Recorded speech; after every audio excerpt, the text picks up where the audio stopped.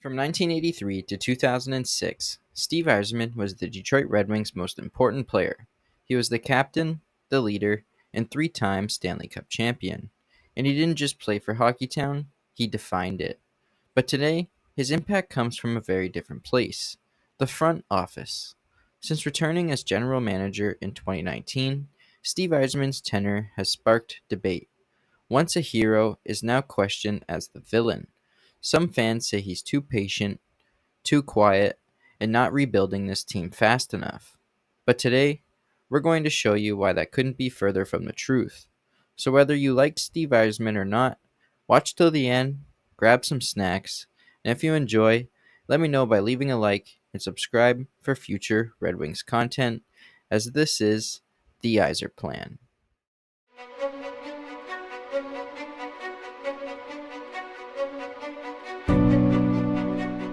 The new Executive Vice President and General Manager of the Detroit Red Wings, Steve Yzerman.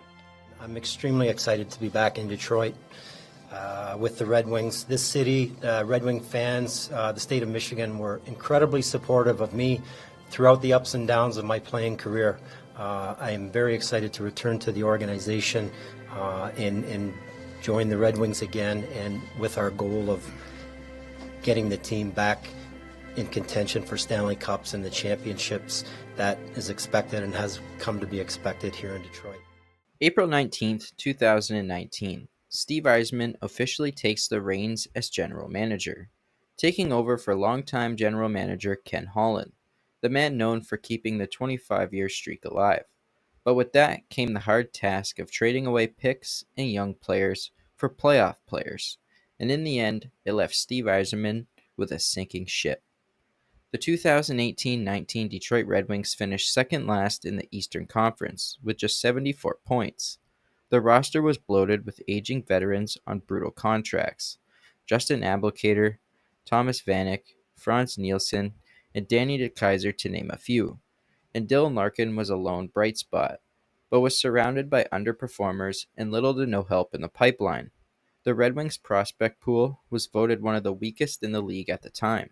But if there was anyone who could resurrect this franchise, it was the same man who turned the Tampa Bay Lightning into a powerhouse, drafting players like Nikita Kucherov, Braden Point, Anthony Cirelli, and Andrei Vasilevsky, and trading for key players like Mikhail Sergachev and Ryan McDonough. However, unlike Tampa Bay, Detroit didn't have a first overall pick to build around like Steven Stamkos, or a future Norris Trophy winner franchise defenseman like Victor Hedman. But this wasn't going to be a retool. This was going to be a full teardown and rebuild, and it would take time. Now, after we get through today, it's time for me to get to work. There's a lot of work to be done.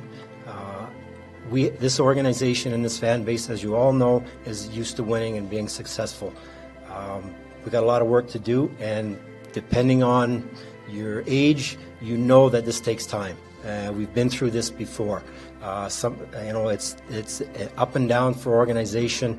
It takes time, and I caution everyone and temper the excitement that this is going to take time. I cannot give you a specific linear timeline, but we will do the things necessary. We'll take the approach that I believe and that I've learned from Ken Holland and learned with the Ilitches through our experiences, that if we follow the process, we do our job right, and truthfully, we get a little bit of luck, we'll get back to where we're expecting to be.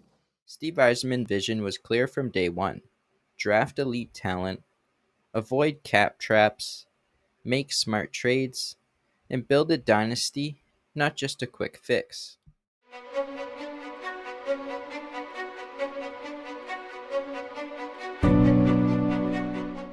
The foundation of the entire Yzerplan has lied within the NHL draft. With Chris Draper and Nicholas Lidstrom by his side, Yzerman prioritized hockey IQ, skating, and character, not just skill. Between 2019 and 2025, the Red Wings have made a total of 69 draft picks, creating one of the NHL's deepest prospect pipelines. But in today's video, we'll be just taking a look at every first-round pick Steve Yzerman has drafted. But if you are interested in a full draft breakdown covering every pick, rounds 1 through 7, please let me know in the comments below, and I'll make a future video. All right, Steve Yzerman, Detroit Red Wings, this team selects sixth. With the sixth pick in the draft, the Detroit Red Wings select from Mannheim of the DEL, Moritz Seider. Sam Cosentino, we have our first shock of the draft. Moritz Seider of Mannheim. In Mannheim, they call him the Diamond. With his very first pick, Steve Yzerman shocked the hockey world, selecting German defenseman Moritz Seider 6th overall. Critics called it a reach at the time, and even fans were confused, all until Seider skated in his rookie season, recording 50 points in 82 games and taking home the Calder Trophy for the league's top rookie. But today, Seider is the Detroit Red Wings' top paired defenseman, logging massive minutes and never missing a game. In fact, Moritz Seider has played in 328 consecutive games and has a total of 180 career points, which is insane to think about, as he has a total of 744 block shots in his career, and in 2023, Seider finished second most in the NHL with 213 block shots. Steve Yzerman understood the importance of his first ever pick by signing the German to a long-term deal at $8.5 million per year, and has become a franchise cornerstone for many years to come. Middle, down low, Raymond, chance to shoot. The following year, despite falling in the draft lottery, Steve Yzerman still landed his guy, selecting Lucas Raymond 4th overall. Now, the top winger in Detroit, Raymond has recently signed an 8-year extension worth just over $8 million a year and is now considered one of the best contracts in the NHL. Raymond has played in 320 games, recording 254 points, and most importantly this past season, having a career-high 80-point season. Known for his clutch goals in key moments, Lucas Raymond has become one of the team's top stars. Detroit Red Wings are proud to select From Frölunda, Sweden, defenseman Simon Edmondson. 15th pick, Detroit selects from the Western Hockey League's Edmonton Oil Kings, Sebastian Cossa. Then in 2021, the draft saw Steve Yzerman with 2 first-round picks, first selecting Simon Edmondson 6th overall. A 6'6" defenseman, last season showcased everything Yzerman saw when drafting him, playing in 78 games and recording 31 points, and formed a shutdown duo with Moritz Seider. Edmondson also showed he isn't afraid to drop the gloves with the league's toughest players, as he would drop the gloves this season with Brady Tkachuk. Then, at 15th overall, Steve Yzerman would get his goalie, selecting Sebastian Cossa, and although some may say he has not panned out to what the fans have thought back in 2021, even Steve Yzerman himself seemed a bit disappointed this offseason when asked about Sebastian Cossa. But Sebastian Cossa is still a legit future goaltender with an NHL win on his resume, and a win that set the NHL record for being the first rookie in the NHL to make his NHL debut in relief and get a win via a shootout. Last season, Cossa had a 21-15-6 record, with a .911 save percentage and a 2.45 goals against average, before falling to Texas in the playoffs. But with Cossa, he's young and the taste of the NHL, I'm sure, has him working hard this offseason, so expect a strong camp this preseason, and hopefully we see him get some full starts instead of the halfway point goalie change they did last year. I understand all goalies need to play, but give him a couple starts. Clauses are the ones that are going to stick around for a bit. At the 2022 NHL Draft, Steve Yzerman added grit and skill to the organization with the selection of Marco Kasper. Kasper debuted exactly why he was drafted this past season. After getting an opportunity, Kasper thrived, recording a total of 19 goals, 18 assists for 37 points in 77 games. And from January 1st to March 31st, Marco Kasper would actually lead all rookies in scoring, recording 13 goals in 36 games. With the 9th pick in the draft, the Red Wings select from the Brandon Wheat Kings, center Nate Danielsson. With the 17th pick, the Red Wings select from Skellefteå, Sweden, of the SHL, Axel Sandin-Pellikka. The 2023 NHL Draft had the Detroit Red Wings with 2 picks in the first round once again, first selecting two-way center Nate Danielsson out of the WHL. Danielsson has grown since being drafted, spending last season in the AHL, recording 12 goals, 27 assists for 39 points in 71 games. And while those stats don't jump off the page, it's about how smart Danielson was away from the puck, creating space for his line mates. Unfortunately for Nate, that was often players like Watson and Snively, not the Ben's offensive talent. But throughout the season, Danielson showed flash, and let's not forget last season, Marco Kasper recorded less points in the AHL than Danielson did, as Kasper had 35 points in 71 games. So I wouldn't count Nate Danielson out from having an amazing camp and cracking the lineup or being called up very fast just like Marco Kasper did last year. And then at pick 17, Steve Yzerman would select what would become Detroit's most valuable prospect, Swedish defenseman Axel Sandin Pellikka, who had a dominating season last year, being named the SHL Best Junior, SHL's most goals by a junior, SHL's most points by a junior, the Swedish Junior League Hockey Player of the Year. He made the U20 World Junior All-Star team, took home his second straight World Junior Championship Best Defenseman Award, most goals by a defenseman at the World Junior Championship in 2025, with 4 goals, and was a top 3 player on his team.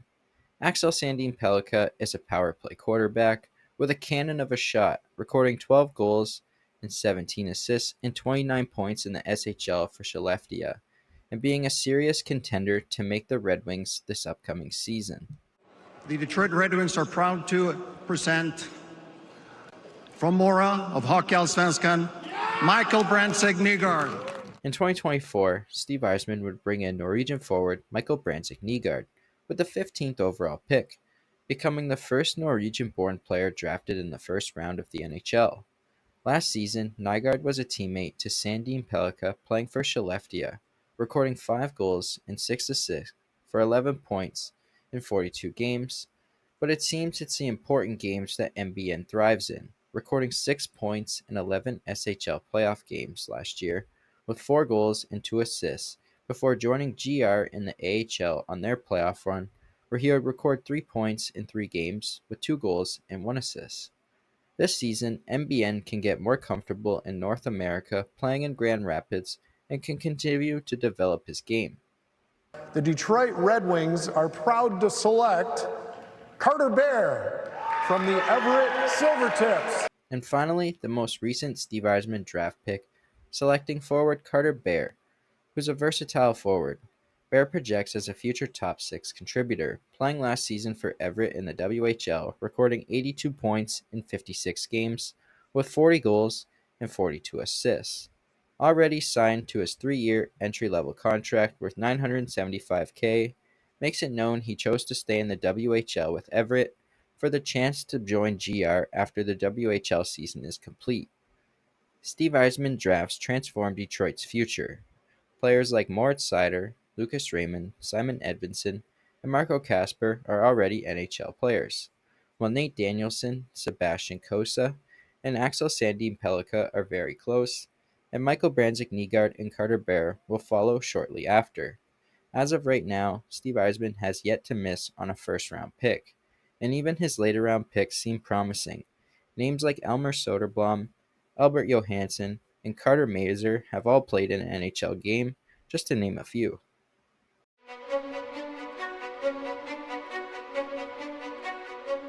One of the main things that Steve Yzerman gets the most hate on that I see the most would be his free agent signings or lack of high-end talent.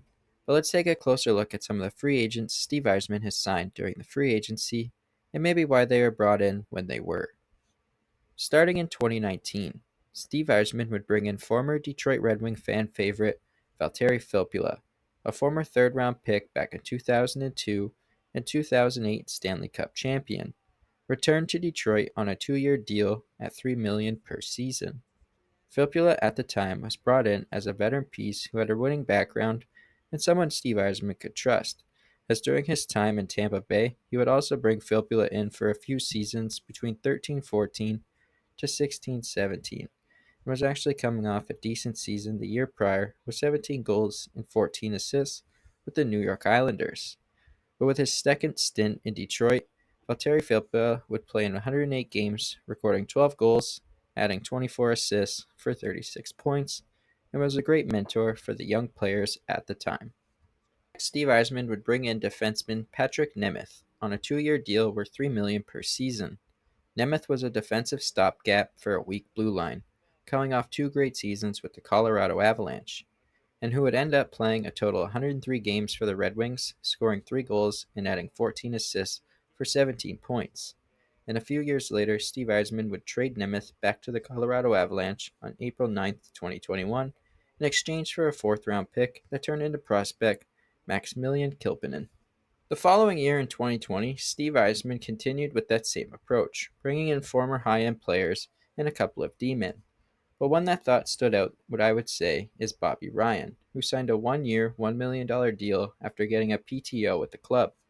Bobby Ryan was having spent the last 7 seasons with the Ottawa Senators and had 555 career points before joining the Red Wings, where Ryan's 14 points with 7 goals and 7 assists in 33 games added scoring depth and was a leader on and off the ice. Unfortunately, injuries would cost Ryan, which was something he battled with his entire career, and after failing to join the Red Wings the following year on another PTO, he decided to retire.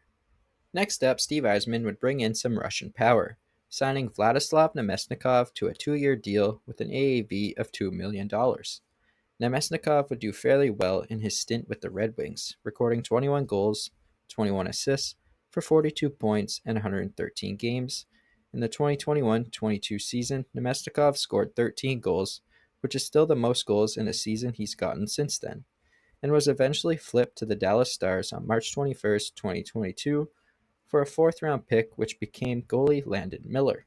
In 2021, Steve Yzerman would make a few minor signings, but one that turned out good for Steve Yzerman was taking a chance on Pius Suter for 2 years worth $3.25 million per season. And at the time, Suter would be brought in and added to a line with Tyler Bertuzzi and Robbie Fabry, which completed a successful line that took place back in Guelph in 2014. Suter would end up being a great signing, playing in 161 games, recording 29 goals, 31 assists for 60 points. Suter would eventually leave to the Vancouver Canucks in free agency, where he had signed a 2-year deal. And some say Yzerman let him walk, while I think it was more losing a spot in the lineup and not wanting to pay a guy to play in the bottom 6. The Canucks needed a player like him more. In 2022, Steve Yzerman would not hold back, giving out some serious contracts, starting with Michigan native Andrew Kopp, who signed a 5-year deal worth a total of $28.125 million. This is one of the signings that always gets hate, but Kopp was coming off a great season the year prior, splitting time with the Winnipeg Jets and New York Rangers, recording 21 goals, assisting on 32, for a total of 53 points in 72 games, and adding 14 points in 20 playoff games for the Rangers with 6 goals and 8 assists, becoming a key piece in the Rangers' playoff run that season. Since coming to Detroit, Kopp has played in a total of 217 games, recording 32 goals, 66 assists for 98 points. Before his injury last season, Andrew Kopp seemed to find a good spot playing with Marco Kasper and Patrick Kane, having 23 points in 55 games before going out in a scrum against the Wild. And while some may say it's been an overpayment and a bad signing, to me Kopp's versatility anchors the second line. He's had around a 50% or above face-off win rate since coming to Detroit, and though his cap hit is debated, it will be cleared before the Wings need to spend big. Next, Steve Yzerman would bring in defenseman Ben Sherratt on a 4-year deal with an AAV of $4.75 million per season. Regardless of to what people say, Sherratt's game has improved since his first year, and was even worth a first-round pick the year prior at the deadline. Playing in a total of 234 games so far, recording 14 goals, adding 39 assists for 53 points, but more importantly has 472 blocked shots and has dished out 437 hits in those 234 games played, being a key piece in helping the younger players work on their physical game, as well as being out there as a protector in case Seider needed it early on in his career. Then there was Olli Mantha, who was signed to a 1-year deal worth $2.25 million per season. He would end up signing again and skating in a total of 150 games for the Red Wings, recording 10 goals, 31 assists for 41 points. Mantha was a former Cup champ brought in for left side help, and during the 2022-23 season, Mantha would record 23 points, which is still his highest point total in a single season since the 2017-2018 season. Steve Yzerman would then send Mantha to the Utah Mammoth in exchange for a 2025 third-round pick, which would turn into goaltender Michael Pradell. And then there was Dominik Kubalik, who signed a 2-year deal worth $2.5 million per season. Kubalik was a former 30-goal scorer needing a fresh start, skating in 81 games, recording 20 goals, 25 assists for 45 points, his highest point total since his rookie season. But that offseason, Steve Yzerman would deal Kubalik to the Ottawa Senators in exchange for Alex DeBrincat, a deal that worked out very well for the Red Wings, as Kubalik would have just 11 goals and 4 assists in 74 games for the Senators before leaving the NHL completely. Then there's Alex DeBrincat, who just came off a 39-goal season for Detroit. And finally that year, Steve Yzerman would bring in former Stanley Cup winner David Perron, who signed a 2-year deal worth $4.75 million per season. Perron's leadership and scoring were vital, skating in a total 158 games in the winged wheel, recording 41 goals and adding 62 assists for 103 points. Perron was a vocal leader in the locker room and often being the main voice heard. David would end up signing close to home with the Senators, but battled injuries last season, only playing in 43 games, recording 9 goals, 7 assists for 16 points. In 2023, Steve Yzerman would continue to add to center core, bringing in another former Stanley Cup champion and Michigan native JT Compher on a 5-year deal worth a total $27.5 million. Steve Yzerman signed Compher, who was coming off just winning the Stanley Cup the year prior with the Avalanche. And in his first season in Detroit, Compher will record a career high in goals with 19. Compher has skated in 153 games for the Red Wings, recording 30 goals and assisting on 50, for a total of 80 points. And just like Kopp, although the cap hit is high, it will once again be done or moved by the time the Wings need to spend. Then there was goaltender Alex Lyon, who signed a 2-year deal worth $900K per year and would end up becoming a steal of a contract, as Lyon's .904 save percentage in 2023-24 was amazing, and would play in a total of 74 games and would win 35, and would also record 3 shutouts, becoming a media fan favorite based off his awesome personality. Now, if there is a miss, it's obviously Justin Hall, who signed a 3-year, $10.2 million deal. And honestly, I'm not sure what Steve Yzerman was thinking when this happened. Maybe Hall's agent offered Steve Yzerman something under the table he couldn't refuse. But all jokes aside, this is definitely a bad signing. But with one miss comes a pretty big hit, bringing in Shane Gostisbehere on a 1-year, $4.125 million deal. Gostisbehere's power play paralysis was a hit, recording 10 goals, 46 assists for 56 points, which is still his highest point total in a single season since 2017-18, and will forever remember his leaping catch against the Montreal Canadiens to keep the puck in the zone.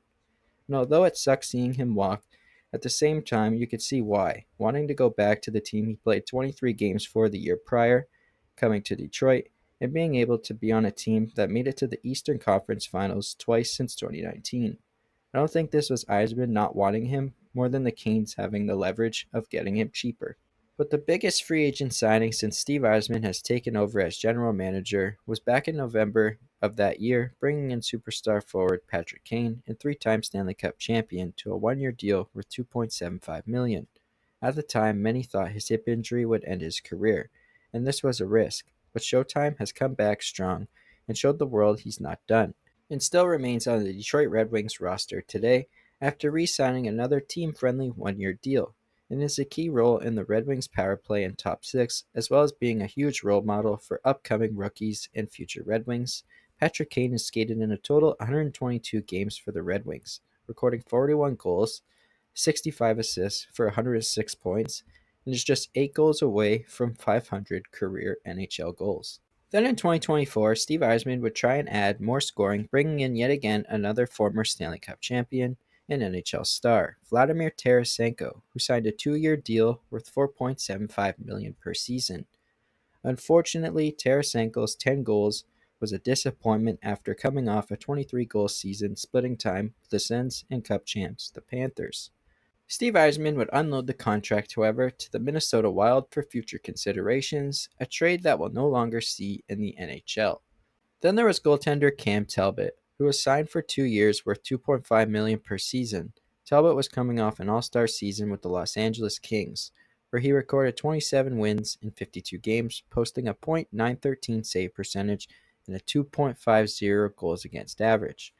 This past season for the Red Wings, Talbot recorded 21 wins in 43 games with a .901 save percentage and a 2.93 goals against average, and would backpack the Red Wings to a couple wins, recording 2 shutouts. And then the most recent free agent signing Steve Yzerman has added to the roster. First bringing in James Van Riemsdyk on a 1-year, $1 million deal. Last season, Van Riemsdyk scored 16 goals with the Columbus Blue Jackets, continuing his consistent 15 to 25 goal scoring pace over his career. He isn't afraid to go to the net for the dirty goals and adds more veteran scoring. Then there was another forward who will be great in the bottom six, who will play hard, and that's Mason Appleton, who signed for 2 years worth $5.8 million. Appleton's penalty killing bolsters the bottom six and hopefully will help with the Red Wings' terrible penalty kill from last season. And finally, the Wings would take a swing on right-handed defenseman Jacob Bernard Docker, who signed a 1-year deal worth $875K. Bernard Docker's 25 years old and split last year with the Ottawa Senators and Buffalo Sabres. And if he can pan out as a reliable bottom pair defenseman, this will become a really great signing by Steve Yzerman. And in conclusion, Steve Yzerman's free agency moves have been more about small deals like bridges or deals that had no long-term commitments. Hits like Patrick Kane, JT Compher, Shane Gostisbehere, and David Perron, as well as Alex Lyon over the years, outweigh the misses like Justin Hall and Vladimir Tarasenko. By avoiding long-term traps, he's kept a bunch of cap space for the 2025-26 season and will be ready to spend big on game-changing additions when the time comes.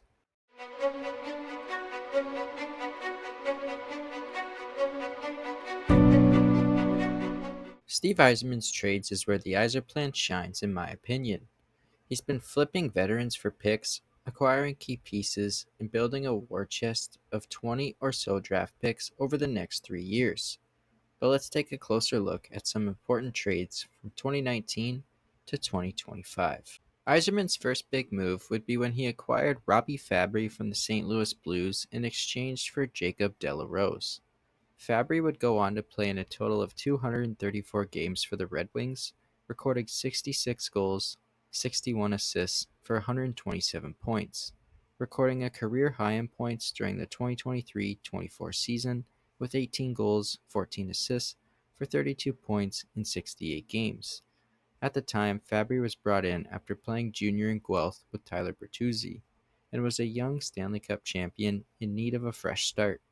De la Rose would play in 34 games for the St. Louis Blues and score just 6 points with 1 goal and 5 assists and is now playing in the Swiss A-League. Then, in 2021-22, Steve Yzerman would make the first change to the Red Wings' young core, parting ways with Anthony Mantha, trading him to the Washington Capitals in exchange for Jacob Vrana, Richard Panik, a first-round pick which turned into Sebastian Cossa, and a second-round pick which turned into Dmitry Bachelnikov. This trade at the end of the 2020-21 season was the turning point, prioritizing long-term gains and moving on from Anthony Mantha.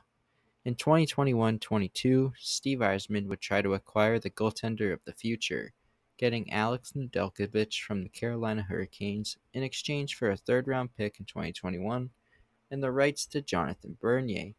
Unfortunately, as we know, Nedeljkovic didn't pan out in the winged wheel, but was a low cost and at the time a chance to be a high reward coming off of a pretty solid season, being a Calder Trophy finalist that year. In 2022-23, Steve Yzerman would move on from another core member of the Red Wings, trading forward Tyler Bertuzzi to the Boston Bruins after contract disputes became known that Steve Yzerman and Bertuzzi weren't on the same page. This would officially change the core of the team, with many fans still disagreeing with the decision today. Then there was Philip Hronek trade that had him sent to Vancouver for a first-round pick in 2023, which would turn into Axel Sandin Pellikka and some other picks that Detroit would use in other trades. Then in 2023-24, Steve Yzerman would move on from Robby Fabbri, trading him to the Anaheim Ducks for Gage Alexander. This would clear cap space and create a roster spot for players like Marco Kasper and Elmer Soderblom. Then this last season, Steve Yzerman would make a few trades, but the main one came this offseason when Steve Yzerman acquired goalie John Gibson for Peter Mrazek, a second-round pick, and a fourth-round pick. It was actually confirmed by both Steve Yzerman and Ducks GM Pat Verbeek that Steve Yzerman was actually trying to get John Gibson at the deadline last season, but Gibson was shaken up at the time, and therefore Steve Yzerman went and got Mrazek, who still had term, so that he could then use him in a trade to get Gibson, which to me is pretty smart, as if not, the Ducks may have wanted Talbot or a different roster player. Throughout the years, Steve Yzerman's trades have been well planned, with a future goal in mind of turning veterans into high picks and prospects. The Mantha and Hronek deals alone netted 5 high-value picks, giving Detroit unmatched flexibility in 2 potential stars with Sandin Pellikka and Pachelnikov. So why is Yzerman building a dynasty and not just a playoff team? It's in the blueprint. Unlike teams that chase quick fixes, Steve Yzerman's Red Wings are built on youth, depth, and patience. Moritz Seider, Lucas Raymond, Simon Edvinsson, and Marco Kasper are all under 25 years old and are the core of the team that's improving fast, from a .275 points percentage in 2019-2020 to a .513 in 2024-25. The hiring of Todd McLellan in December 2024 sparked a 96-point pace, showing the core's potential. Fans online are divided. Some call it cautious genius, others missed opportunity. Yet Yzerman's vision honed in Tampa Bay is clear. Build a team that dominates for a decade, not one that scrapes into the playoffs. Detroit's core mirrors that model. Seider as the Hedman-like anchor, Raymond as the scoring star winger, and Kosa as the potential future elite goaltender. And with a bunch of cap space and over 20 draft picks coming up, Steve Yzerman can add a superstar when the time is right, ensuring a long competitive window. As we look at the 2025-26 Red Wings, they're primed for a leap. The lineup boasts Larkin, Raymond, and DeBrincat up top, with Kasper and Kopp down the middle, led by blue line of Seider and Edvinsson. You have Patrick Kane in the mix. John Gibson and Cam Talbot provide stability in net. Prospects like Nate Danielson, Axel Sandin Pellikka, Sebastian Kosa, and Carter Mazur, as well as Michael Branzik-Nygaard, could be knocking on the door come training camp. The Atlantic Division is brutal, with teams like Florida, Tampa, and Toronto to compete with, but Detroit's youth and cap space make them a sleeping giant. Fans are restless. 9 years without playoff does hurt. Every Detroit post, there's always fans who show frustration, with some calling for Yzerman's patience stubborn and wanting a new general manager. But the Yzerplan isn't about a wild card berth. It's about building a team that can hoist the cup for multiple years. The pieces are in place: a young core, a deep blue line, and the flexibility to strike. Hockeytown's revival is coming, and it's not just for a playoff run. It's a dynasty in the making. Steve Yzerman's vision is clear. No shortcuts, no compromises, just relentless pursuit of greatness. The Red Wings are rising, and when they arrive, they won't just compete, they'll dominate. But that's going to do it for today's video on Steve Yzerman. If you enjoyed, please let me know by leaving a like and comment down below what you would like to see in a future video and your thoughts on the Yzerplan. Thank you guys so much for watching. If you did stick around until the end, let me know by commenting your favorite player ever to play for the Detroit Red Wings and why. I hope everybody has a great one, and as always, let's go Red Wings.